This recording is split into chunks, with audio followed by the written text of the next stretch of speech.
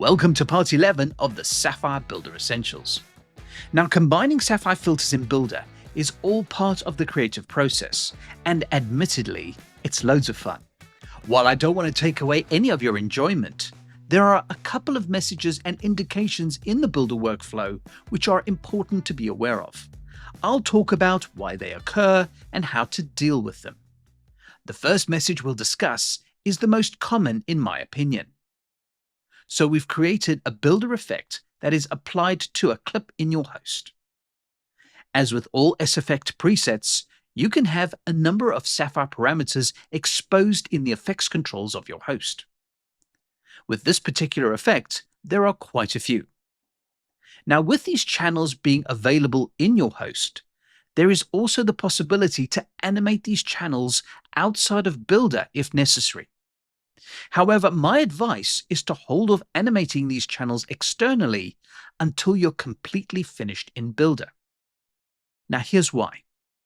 Click the Edit Effect button to go into Sapphire Builder. Clicking through the various nodes in the workspace, you can see all the various parameters for each of the filters and tools used in the effect. These parameters are published out to the host when their checkboxes are ticked. Adding new effects, parameters, or changes in value will update the effect in Builder. So any changes made here now need to be republished back to the receiving host. When we click OK, you will get this message in the center of the screen. This tells you that changes to Builder parameters have been detected. And because of that, a new set of parameters need to be published to your host. That makes sense in this scenario. However, the drawback is that any animation created on the original published parameters will be deleted. This is necessary if you've changed any default values, added or deleted effects within Builder. These changes must be reflected in the host for consistency and usability. The keyframe clearance message will come up as you move between Builder and your host. But if you have not animated the effect outside of Builder, you don't need to be concerned when you see the message. So my advice to you is only to use your host's keyframing and animation tools once you are completely finished with Builder. The next indication we'll look at is not as obvious as keyframe clearance. Looking at this example in Builder, there are 12 Sapphire filters which create the targeting effect for an aerial drone shot.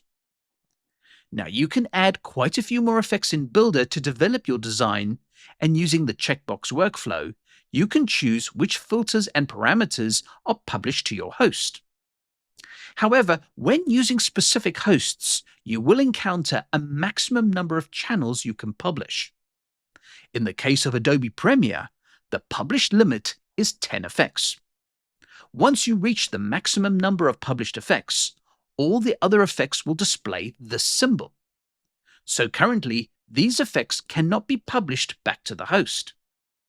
If you need to publish a particular effect outside of Builder, go to any one of the published effects and globally turn off all the published parameters using the checkboxes. That frees up one slot, and you can now publish another effect's parameters. Once again, any Sapphire filters beyond the published 10 effects will still have the warning indication. If we return back to the host and look at the effects control panel, the SEffect shows its standard options, Mocha options, followed by the 10 published effects and their parameters. The third Builder message you may encounter is when you are connecting nodes in the workspace. For example, here is a simple Builder preset of a cartoon look, and we want to reverse the footage. So we would select the cartoon node, press Tab, and choose to reverse the clip. A message will appear informing us that this effect will only work when connected directly to the source input. This is specific to most time-based effects. Scrolling through the Components panel, the Time group has plenty of effects that are affected by this. The easy solution is to add the reverse clip node after the source node.